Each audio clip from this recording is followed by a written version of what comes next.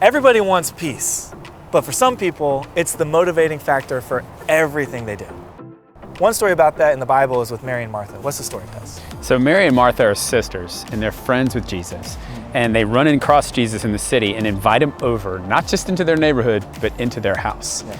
And so Martha's in the kitchen cooking lunch, Mary's in the living room hanging out with Jesus, and Martha gets upset because Mary's not doing any work, and she comes out and complains and says, Jesus, Mary is not helping me out, I need help. And Jesus says, Martha, Mary's chosen what's better, and it will not be taken from her. And so it was a huge slap in the face. Yeah, it's a profound statement because what Jesus is saying is that Martha is busying herself with things that don't matter because the Savior of the universe is in her living room. That she's so busy that she can't even notice who's right in front of her. Busyness is actually one of our choice sins here in America. What we want to tell you is that whether in the suburbs or in the city, everybody's busy. I mean, when was the last time you actually asked someone how they were and they said, wow, I feel so rested and my schedule is so manageable right now? Never. That's never, ever happened because we're always busy. It's like busyness is a badge of honor for us now. It's like something that we esteem in our culture. And so it's like a thing where if I'm not as busy as the person next to me, that I feel like I'm not who I'm supposed to be. So how are we like Martha? I'll tell you how we're like Martha.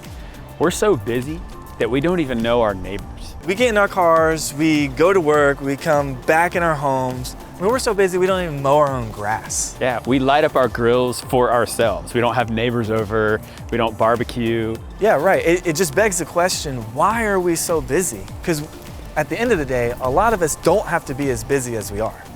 We choose to be busy. So what do you think the reason for that is? FOMO. The fear of missing out.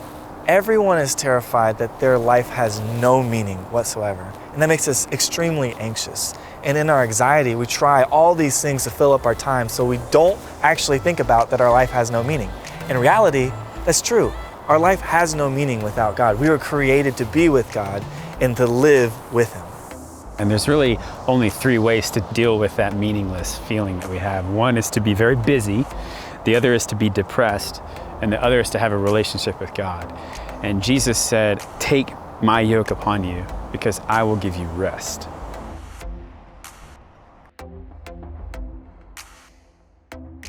So maybe the best thing we can do right now is to pause, ask ourselves, by being so busy as we are we actually missing out on the thing that we actually want?